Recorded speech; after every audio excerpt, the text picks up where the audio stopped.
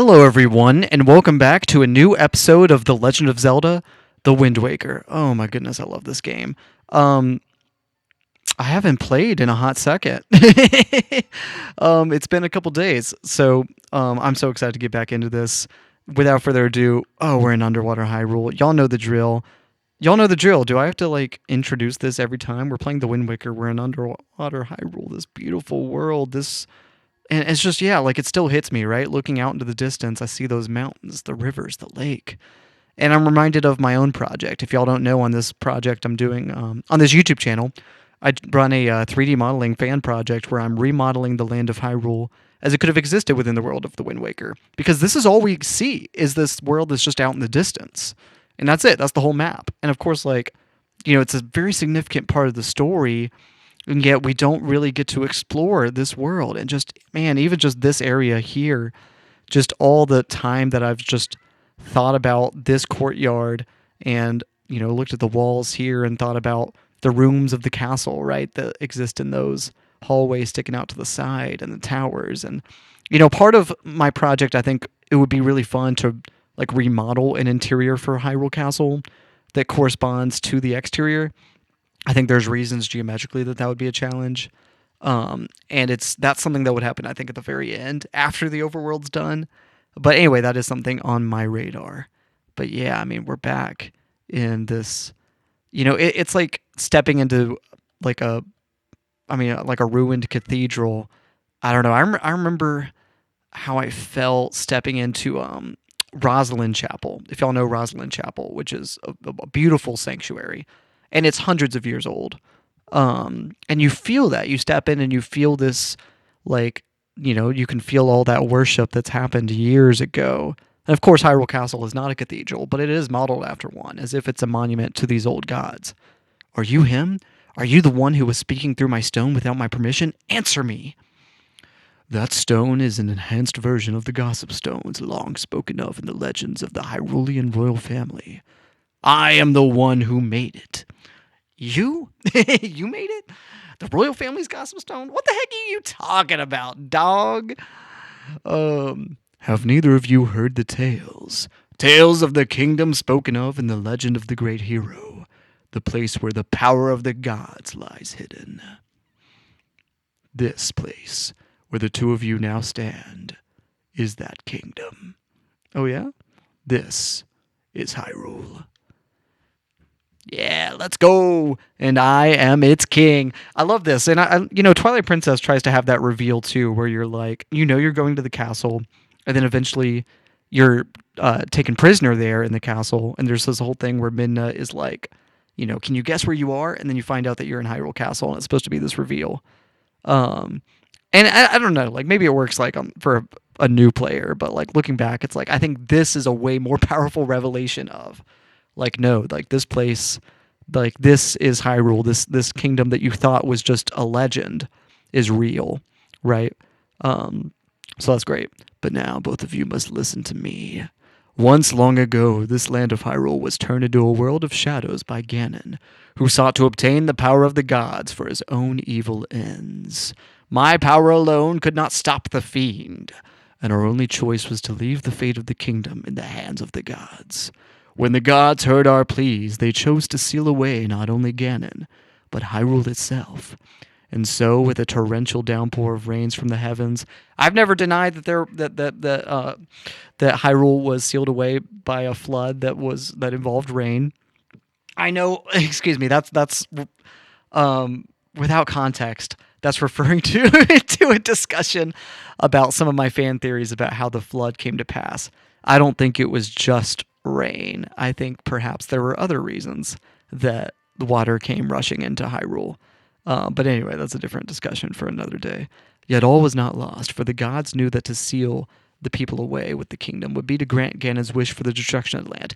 This line I've always questioned, because this is from the King of Hyrule's perspective. He thinks that Ganon's wish would have been to destroy the land.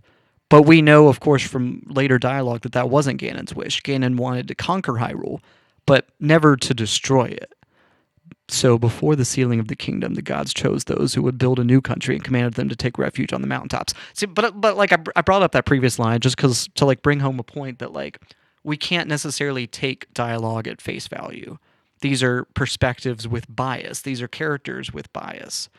Um, and how do we know that the king of Red Lions? How do we know that he's always speaking the truth about either what Ganondorf is thinking, or about his take on anything else? It comes from a bias, right? Like I think about also some of the criticisms that come from taking like Yoda's lines literally, like in the prequels, right? Like Yoda talks about the rule of two, but the whole point of the Jedi and the prequels for the Star Wars prequels is that they were blind to the Sith. Of course, they didn't know everything. They had their own biases. To pretend that everything they say is factual and to act like the rule of two is this like unbreakable lore rule. Like, no, it's something that Yoda said, and maybe it points to truth, but Yoda was mistaken. I think that is also true for the King of Red Lions here. But anyway, I don't want to ramble about that any longer. The point is, your characters can be wrong about things. What do you know? The Triforce of Wisdom is none other than the sacred power of the gods that we have kept from Ganon's clutches for so many long years. The gods placed upon your ancestors the task of protecting it from evil's grasp. You, too, must abide by the laws of the past. And so the time has come for me to teach you the fate into which you were born, the very reason that you live. See, like that's so presumptuous, right? The fact that like Tetra she has so much more to her life, and yet like yes, she has this part to play in keeping the Triforce hidden, and it feels like that gives her such power.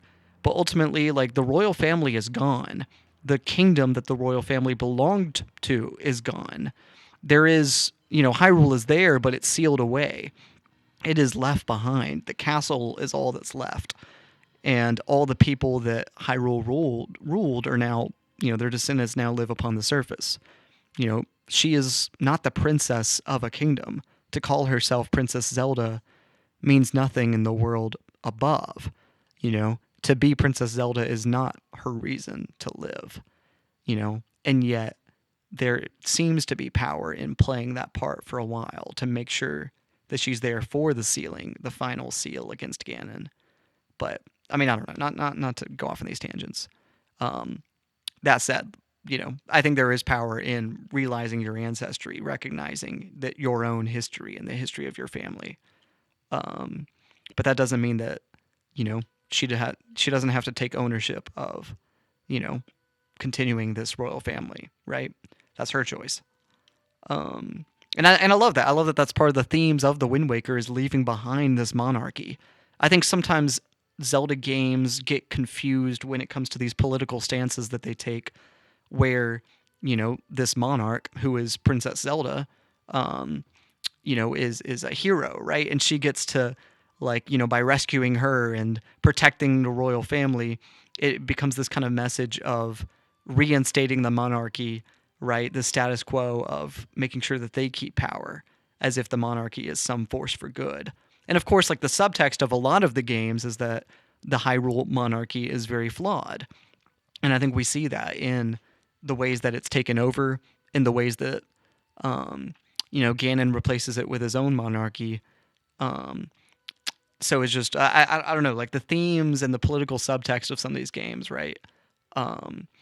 Sometimes it leaves stuff to be desired, but I love that Wind Waker allows us to walk away from the monarchy, right? It allows us to say, no, there's a better world there.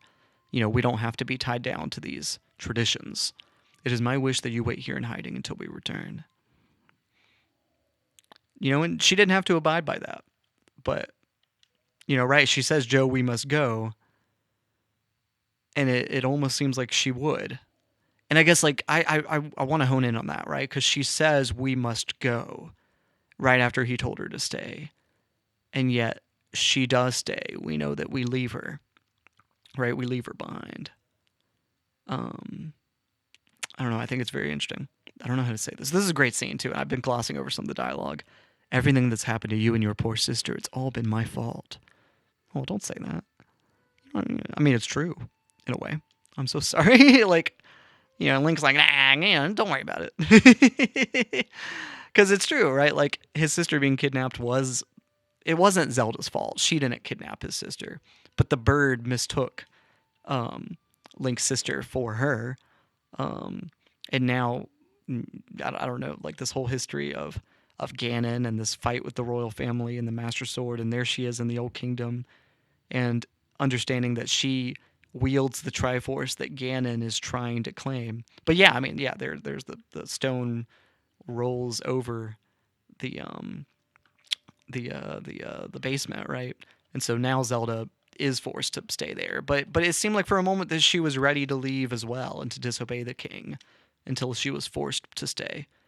I don't know, just things to think about. Because I think just in these discussions of character agency, right, I think it's worth having these questions. Let's go. No, we can't explore Hyrule. No. Oh, what a tease. The end game. It's right there, but we just can't get to it. Oh, man. It's still, right? Like, I look out into Hyrule and I still, like, all these years later, I'm hit with that feeling of, oh, wouldn't it be great to explore this version of Hyrule? And sometimes, like, I lose sight of that as I work on Wind Waker Unflooded on my 3D modeling project. And, there's so many things that go into Wind Waker Unflooded. I'm creating my own version of Hyrule. I'm filling in the gaps creatively, which means I have to make creative decisions. Um, but, like no matter what I add or what other games I'm pulling from, it all comes from that feeling of looking out into the distance, things that we see in this video, looking out in the distance and going, Hyrule is out there. I just can't explore it. And I'm sure it's that is made all the more that feeling is made stronger by the fact that there's a barrier, a wall within the gameplay of the game, and not just what they choose to show you, but the fact that most of the game is spent with a barrier, blocking you from accessing Hyrule. And yet, even by dispelling that barrier, there's still not much to explore. But still, it's like that barrier is there, this impenetrable barrier. So yeah, unfortunately, Ganon seems to have erected some sort of magical barrier down here in Hyrule, blocking our paths to the temples. But each temple should have another entrance high upon Hyrule's mountaintops. And I guess, like, to be fair, right, it's like obviously, like, you get to explore Hyrule through going down into the depths via the Earth and Wind Temple. That takes you underwater, right? And there's other points of the game that that bring you to that. And I think that's important in, I guess, like, thinking about, I think Captain Bergerson brought this up on our podcast episode where we were talking about the Earth Temple. I think he was the one that said something along the lines of, like, the Earth Temple has windows, and yet it's underwater. Like, why are there windows? Sunlight shouldn't be pouring in. But I think the point is that the Earth Temple, like, takes place, like, you go into Hyrule there. You're below this, whatever barrier exists under the ocean, right? Whatever bubble exists under there. Do you know the legend of the Hero of Time? Once long ago he defeated Ganon and brought peace to the kingdom of Hyrule. A piece of the Triforce was given to the Hero of Time, and he kept it safe, much as Zelda kept hers. That sacred piece is known as the Triforce of Courage. When the Hero of Time was called to embark on another journey and left the land of Hyrule, he was separated from the elements that made him a hero. This is interesting because it seems like this is referring to the events of Majora's Mask, which don't exist in this timeline. And yet there's still truth there that we know that Link left this timeline, and so that he could return to his childhood when he then left Hyrule again, right? I wonder about that, because I think clearly this is after the adult ending of Ocarina of Time, and yet I think this dialogue line insinuates that there might have been some confusion in the writing team about, like, is this after the adult ending or is it after Link left to go to Termina? And yet it doesn't really matter, because adult Link left to return to his childhood, where he then left Hyrule to go to Termina. So it doesn't really matter if you're saying whether he left the timeline or left Hyrule, because both of those were results of the same thing. But it's interesting that there's some knowledge of the fact that the Hero of Time left Hyrule when after leaving the timeline, but maybe those mean the same thing. He left the land of Hyrule by leaving the timeline. I don't know. This Zelda lore, if you try to analyze it, it's always a messy business. Let's try to find this fish. Let's see if we can find this fish man. You see him? Anyone see him? And you see the splashing? I'm looking for splashing. I don't see it. It may be on the other side of the tower. which would be annoying with the wind direction, but I can make do. I don't see any splashing. Maybe I'm rotating too quickly, but oh yeah, there it is. There he is. I'm not going to redo the wind direction just to throw bait at him, but it'll be fun. Let's see what he has to say. Come on, please. Let us near, please. Please. Excuse me. I know this is annoying. It's like I've been making moves the whole episode. We've had this entertaining cutscene, and then it's like the ocean, and I'm just moving at 2 miles per hour. Y'all, stay with me. Bear with me in this endeavor. Be patient. Oh, here we go. We're almost there. We're almost there. Please. Please, we're almost there. Okay, just a little closer. Just a little closer. Where is he? I think I'm almost close. There it is. Let's do it. We're locked on. We're locked in, baby. All right, Fishman, tell me your tales. What you gotta say, bud? Hi, small fry. Yeah, I've heard. I take it you want a chart and information about this island? Then start by opening up your seed chart. Oh yeah? Just like that? Okay. Oh yeah? Okay. That's exciting. Hey! I've done a fish fortune on you, small fry, and from what I can tell, it looks like you're fated to come to this place many times. Many times? And the keys that control that fate are none other than lucky items known as the Triumph Forks. Yeah, they're some sort of magical utensils. If you want to learn more about the Triumph Forks, talk to that guy Tingle.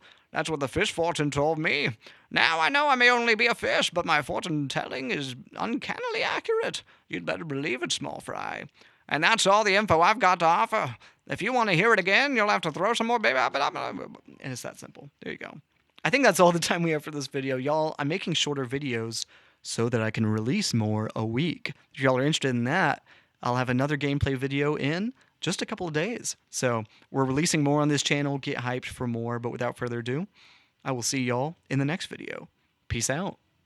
As always, you can support me as a creator by becoming a member on Patreon. There you'll get access to all kinds of exclusive behind-the-scenes content like in-progress outlines, scripts, storyboards, rough cuts, and even soundtracks for my newest films. By becoming a member, you'll also be thanked in the credits for any film I finish during your membership. You can also support me by streaming my music. I compose all of the scores for my own short films, and you can listen to those soundtracks on Spotify, Apple Music, or wherever you listen to music. Just look up Joe Kendrick. That's JoeKendrick. Y'all have a wonderful day, and without further ado, I'll let you go.